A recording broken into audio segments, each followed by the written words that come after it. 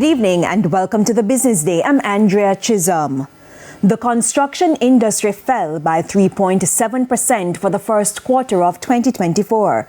STATIN says this was largely due to a decline in building construction activities along with building installation.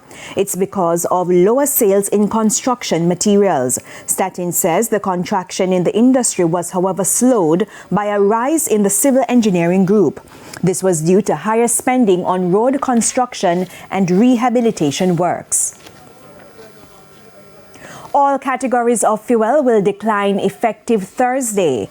Each liter of 87 and 90 gasoline will sell for 95 cents less. Diesel, ultra-low sulfur diesel and kerosene will decline by $3.06. 50 cents will be cut from the cost of propane and butane. Jamaica spent more money on utilities in the past year. From January to June 2024, STATIN says point-to-point inflation was 5.4% for the division housing, water, electricity, gas and other fuels. For the month of June alone, the division increased by 0.8%. STATIN says the group electricity, gas and other fuels advanced by 1.5%. This was linked to the higher cost of rent during the period.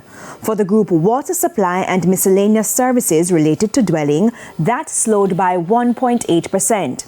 This was as a result of lower water and sewage rates. Foreign exchange trading ended today with banks and cambios selling the American dollar for an average $157.23. The Canadian dollar is being sold for $114.84. $203.22 is the average value of the pound, while the euro is going for $173.95.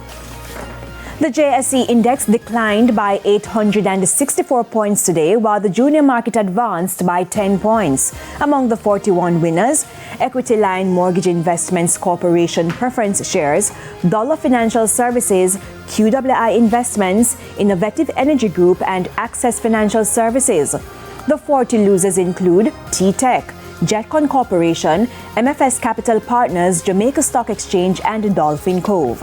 18 stocks traded firm. And that's it for the Business Day. I'm Andrea Chisholm. Good evening.